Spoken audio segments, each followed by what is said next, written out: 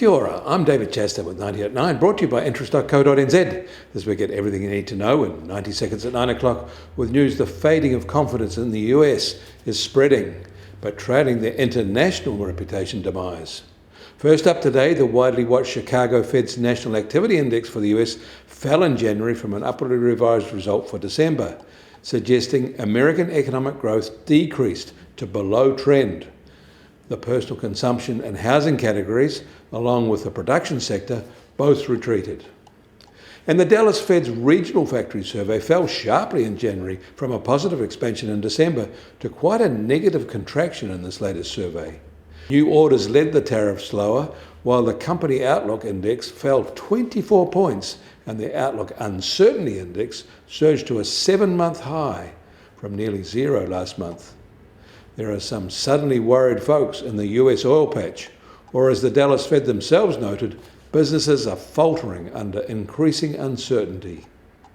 And Singapore's CPI inflation rate fell to 1.2% in January from a slightly revised 1.5% in the prior month.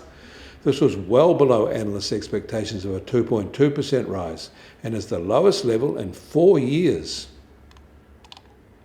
Lower food prices were a key contributor to this January result.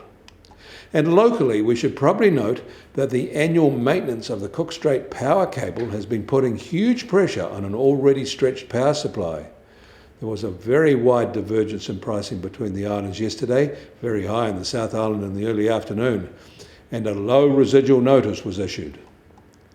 The US Treasury 10-year yield is now at 4.41% and down 2 basis points from yesterday at this time. And the price of gold will start today at just under $2,942 an ounce, up $7 from yesterday. Oil prices are up less than 50 cents though, at just under $71 a barrel in the US, while the international Brent price is now just under $75 a barrel. And the Kiwi dollar is now at 57.5 US cents, up 10 basis points from yesterday. Against the Aussie, we're unchanged at 90.3 Australian cents. Against the euro, also unchanged at 54.8 euro cents. That all means our trade-weighted index starts today at just on 67.2 and up 10 basis points from yesterday. You can get more news affecting the economy in New Zealand from interest.co.nz. Kia ora, I'm David Chaston, and we'll do this again tomorrow.